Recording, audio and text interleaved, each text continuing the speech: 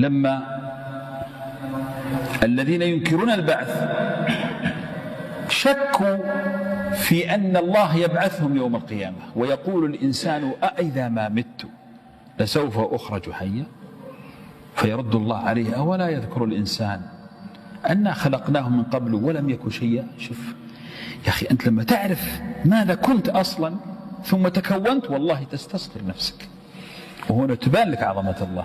ثم ماذا قال بعدها؟ قال فوربك، يقسم هنا بنفسه، لنحشرنهم هؤلاء الذين أنكروا البعث والشياطين مع شياطينهم الذين أغووهم.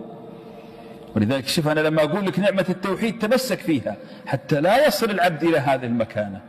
فوربك لنحشرنهم والشياطين ثم لنحضرنهم حول جهنم إيش؟ جثيا. إيش معنى جثيا؟ ساقطون على الركب من شدة الخوف.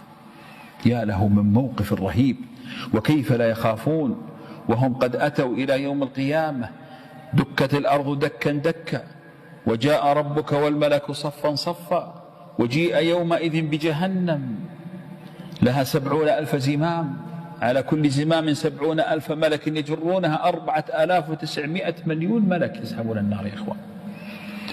ثم بعد ذلك يجري عليهم العذاب. يزداد خوفك عندما